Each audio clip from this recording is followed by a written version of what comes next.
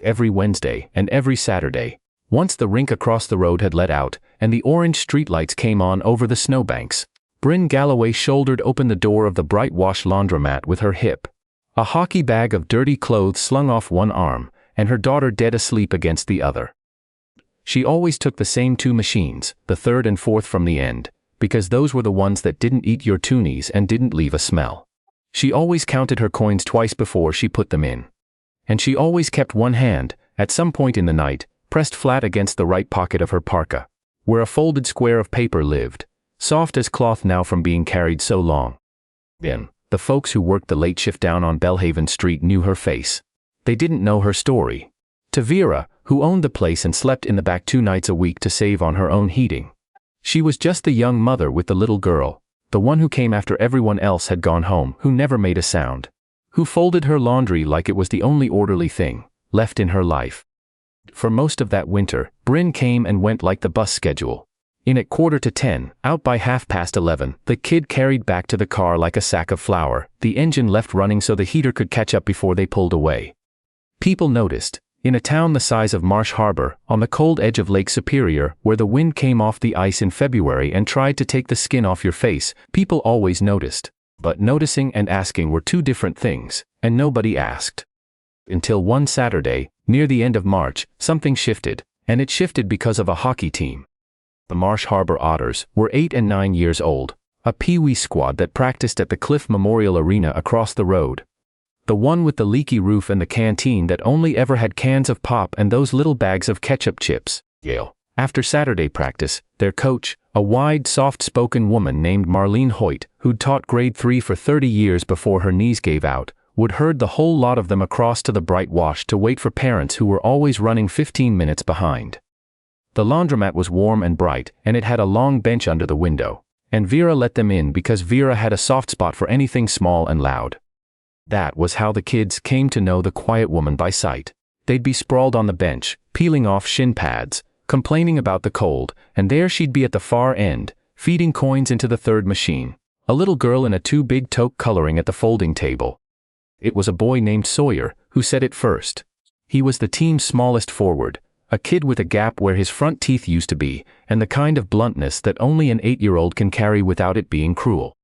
"That lady's sad," he said, around a mouthful of ketchup chips. Marlene looked up from her phone. "What's that, hon?" "That lady, she's always sad." He pointed with the bag, "the way you tell kids 100 times not to. Every time we come she's sad. She does her laundry at night so nobody sees." "Sawyer." Marlene put a hand on his pointing arm and lowered it. "Gentle, we don't point." But a girl named Margot, who was small and serious and wore her hair in 2 crooked braids her dad did himself, was watching now too. Margot was the kind of child who took the world very literally and very personally. "Why does she only put the clothes in one machine?" she asked. "We have 2. "Maybe she doesn't have a lot of laundry," Marlene said. "She has a kid," Margot said. "Kids have lots of laundry. I have lots of laundry." Boy named Nico, who almost never spoke, said quietly, "She counts her money, every time. She counts it twice." And then, because he was 8 and didn't have the words for what he was feeling, he just frowned at his own mitts. Yawn. Marlene Hoyt had spent 30 years in a classroom, and she knew a few things about reading a room of children. She knew when they were saying something true. She glanced down the long room at the young woman, at the careful way she smoothed each piece of laundry before she folded it, at the way she kept touching her coat pocket like she was checking a wound. And she felt that old familiar ache, the one that had made her a teacher in the first place, the one that said, "Somebody's hurting, and somebody could do something about it." But she also knew you couldn't just walk up to a stranger and offer them help. Not in a place like this, where pride was sometimes the last thing a person had left. People had to keep their dignity. You couldn't hand it to them. So she said nothing. She turned back to her phone. And she might have left it there, except that the children would not leave it there. What Marlene didn't know, what none of them knew, was that Brynn Galloway was, at that exact moment, doing arithmetic in her head that no 38-year-old should have to do twice a week. She had $11 and some change in her wallet and 4 days until payday. The wash cost $3.50 a load, and the dryer was a quarter for 8 minutes. And Junie had soaked through both pairs of school pants because the snow had finally started to melt during recess, and the playground had turned to slush. No. Tonight Brynn was going to wash one load, the school clothes, the things that couldn't wait. And she was going to skip the dryer entirely and hang everything over the chairs at home in front of the space heater. The one she could only run for an hour at a time. Because the hydro bill from January had come and it had been $340 and she still hadn't paid all of it. She had not bought herself a coffee in 2 months. She knew this the way you know a sore tooth, by going back to it. 2 months since she'd let herself have a medium double-double from the Tim's on Conroy, and she missed it with an intensity that frightened her, because it told her exactly how thin the margin had gotten. Her husband had been dead for 14 months. His name was Reed, and he'd worked the pulp mill out on the point, and on a Tuesday in January of the year before, he'd finished his shift and texted her back by 6, "Save me some," because they were having shepherd's pie and he loved shepherd's pie, and then he'd driven home on the river road in freezing rain, and a half-ton coming the other way had crossed the center line on the bridge, and that was the whole story. That was all of it. There was no long version. There was a knock on the door at 7:45, and an officer with his hat in his hands, and the shepherd's pie going cold on the stove, and a five-year-old asleep down the hall, who would wake up in a world that no longer had her father in it. Folded paper in Brynn's pocket was that text. She'd printed it out at the library, the screenshot of it, because she'd been terrified of losing the phone, of dropping it in the lake of grief and losing his last ordinary words. Back by 6, save me some. No punctuation. He never used punctuation. She had read it so many times the toner had worn pale in the creases. She didn't cry at the laundromat. She had a rule about that. She did not cry where Junie could see. She cried in the truck sometimes, after the kid was buckled in and asleep, the heater roaring, the wipers going, and she'd let it come for exactly the length of one red light and then she'd put it away. But she did not cry at the Bright Wash. The Bright Wash was a place where she was a competent adult who managed things. So, when the little girl with the crooked braids slid off the bench and walked the length of the laundromat toward her, Brynn had no idea anything was coming.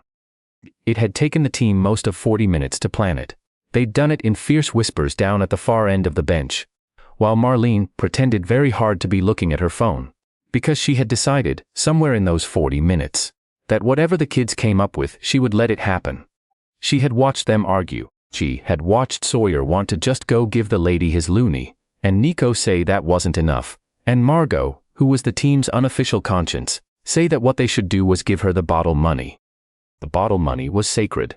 The Otters had spent the whole back half of the season collecting empties, driving around on Sunday afternoons in Coach Marlene's husband's truck, knocking on doors, hauling clinking bags to the beer store and getting their dimes back.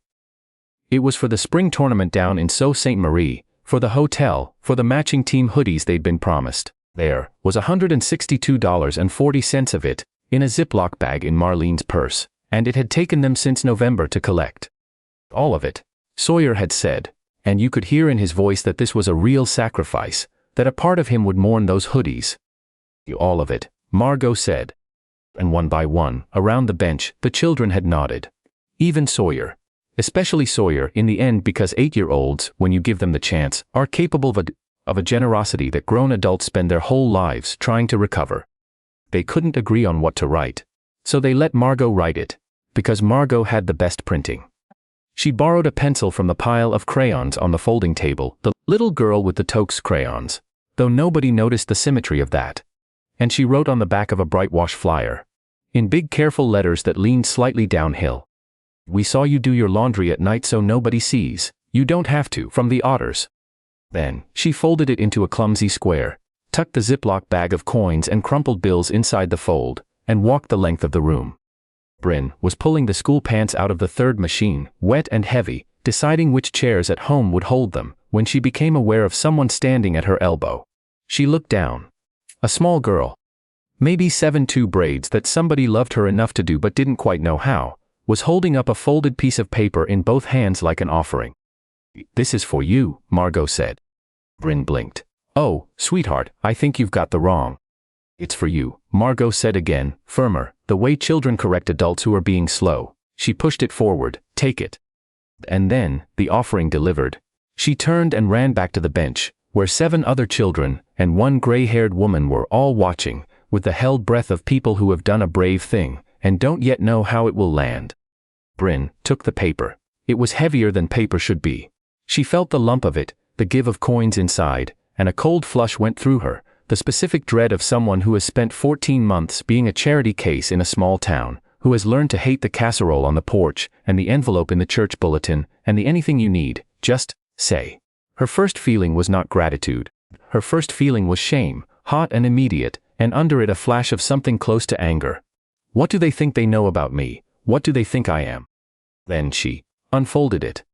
She read the 11 words twice. We saw you do your laundry at night so nobody sees. And something she had been holding for 14 months, holding the way you hold a heavy door so it won't slam, so it won't wake the baby, so the whole house won't shake. Something let go. She didn't make a sound. That was the strange part, the part she would think about for a long time after. She didn't sob or gasp. She just stood very still in the fluorescent hum of the laundromat, with a wet pair of size 6 pants in one hand and a Ziploc bag of a hockey team's tournament money in the other. And the tears came down her face without any of the noise that usually went with them. Like a window fogging, like ice on a windshield going to water all at once when the defrost finally catches. Because, here was the thing nobody had understood, all those months of casseroles. The casseroles came because Reed had died. People had grieved a death and then the death got old. And the casseroles stopped and everyone moved their attention to the next sad thing, which was the natural order of the world. But Brynn's grief wasn't a death anymore. Her grief was now a slow, daily grinding aloneness. It was counting toonies. It was washing one load. It was being 38 and competent and utterly invisible, doing the work of 2 parents on the wages of half of one, in the dark, at night, where nobody could see. And the not being seen had become, somehow, worse than the grief itself.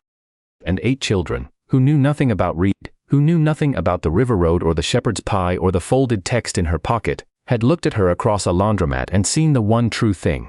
So nobody sees. They had said it out loud, and in saying it, they had undone the spell. Junie tugged at her sleeve. Mommy, why are you crying? Brynn crouched down, fast, and pulled her daughter in. And over the small shoulder. In the borrowed toque, she looked down the long bright room at the bench full of children, who immediately ducked and giggled and elbowed each other, half convinced now that they'd done something terribly wrong. She wiped her face with the back of her wrist. She left the pants in a wet heap on the folding table, and she walked the length of the laundromat toward them. The Ziploc bag held in front of her, in both hands, the way the little girl had held the note, and Marlene Hoyt got up off the bench to meet her, already starting to apologize. I'm so sorry, Marlene said quietly. They get an idea in their heads and there's no. If it's too much, I completely understand, you don't have to. How much is in here? Brynn asked. Her voice wasn't quite working.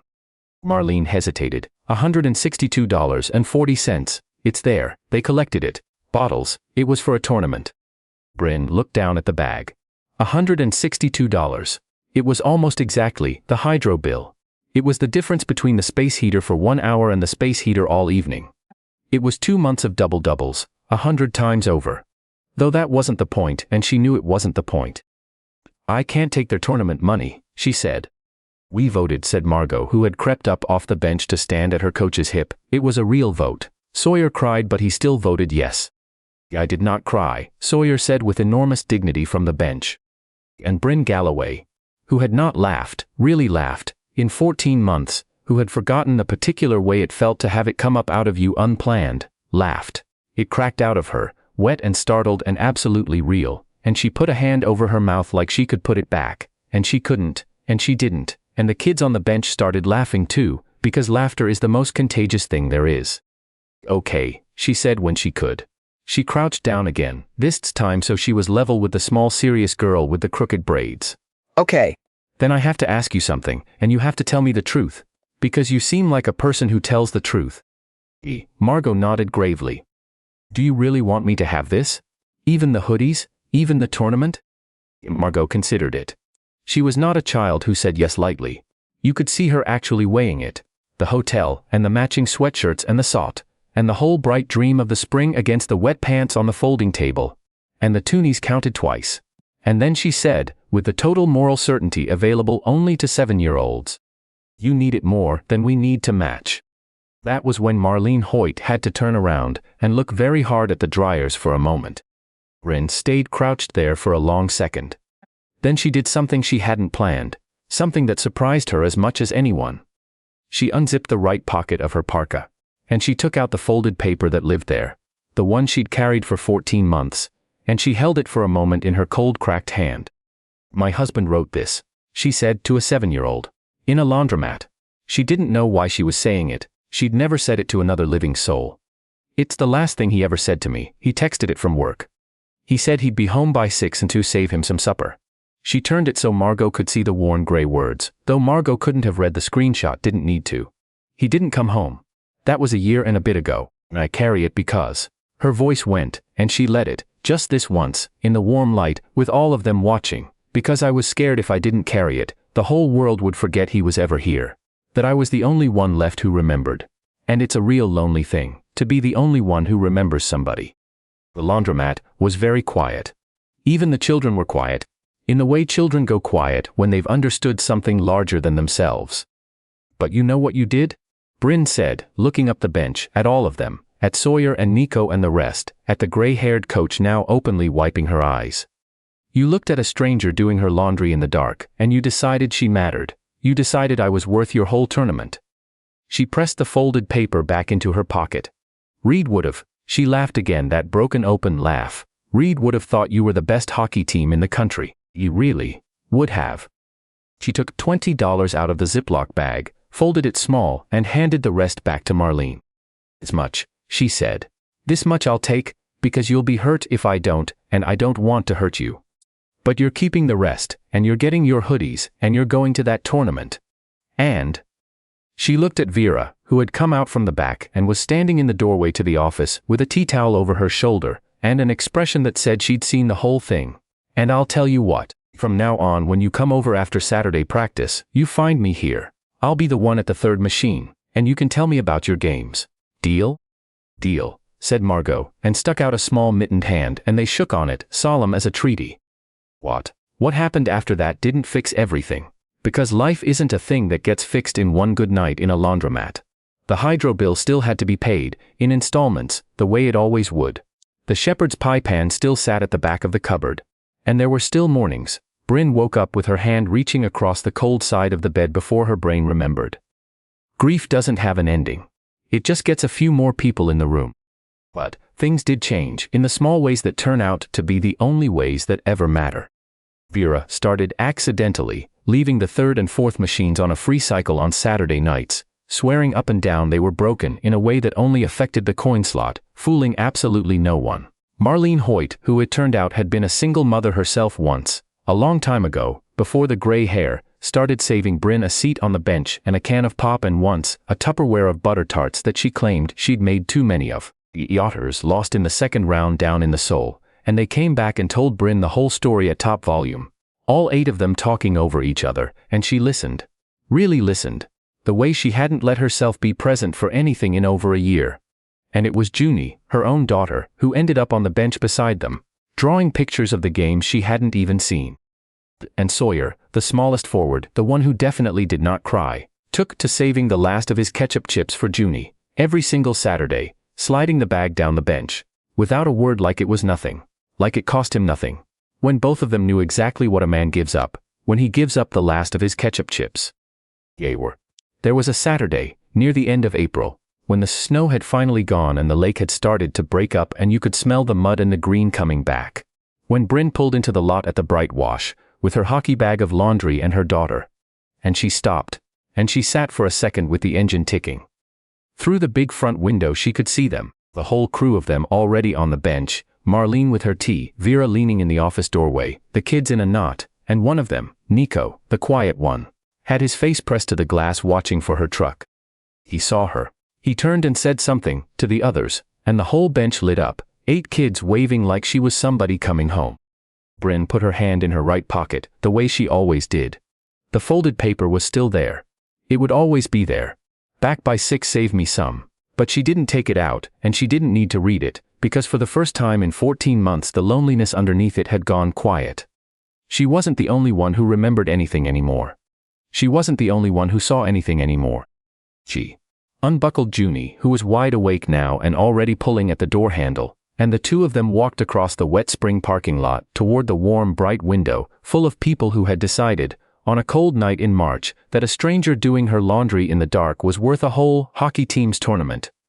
And that, it turned out, had been worth far more than any tournament could ever have been. The door chimed, the bench erupted, And Brynn Galloway, 38 years old, walked in out of the cold and was not alone. What stays with me about Brynn isn't the night. She finally broke down at the bright wash saw. When Shay counted her toonies twice and washed one load instead of two, and hung wet school pants over kitchen chairs in front of a space heater she could only run an hour at a time. That was the part that wrecked me. Not the grief of losing Reed, but the quieter thing that came after, the long stretch of being competent and invisible at the same time. I think a lot of us are carrying some version of that. We've decided that if we just keep our heads down and manage, nobody needs to know how thin the margin has gotten. Here's what I keep coming back to. Nothing changed for Brynn, because the world suddenly got easy. The hydro bill was still the hydro bill. What changed was that a handful of 8-year-olds looked across a laundromat and decided a stranger mattered enough to hand over the very thing they'd worked all winter to earn. That's not a small thing dressed up as a big one. That's the whole ballgame. Margot didn't have much, and she gave it anyway, and she told the truth out loud when every adult in that room had trained themselves to look away. The kindness came first, and everything good that followed came because of it. Cause and effect. You can't skip the first part and still get the second. I've thought about why Marlene didn't step in and fix it herself. She's a grown woman. She could have quietly slipped Brynn a 20 in the parking lot, but she'd been around long enough to understand that what a struggling person guards hardest is their dignity. And that you can't hand someone their worth without taking something from them in the trade. So she had the patience to let the kids lead, even when it cost a torment. That kind of restraint isn't softness. It's a hard-won way of seeing people clearly, and most of us only get there by getting it wrong a few times first. And Brynn. 14 months she got up, got Junie to school, worked the shifts, did the math, and kept going when the easiest thing in the world would have been to stop. People call that strength like it's something you either have or you don't, but I've never believed that. It's just a decision you make again every single morning. Usually before coffee, usually alone. Though if there's anything I'd want a person to take from her, it's this. Be the one who notices, and then be the one who actually says something. Be honest even when looking away is more comfortable. And on the nights you're the one doing your laundry in the dark, hang on a little longer than feels reasonable. Because you never know who's about to walk across the room toward you.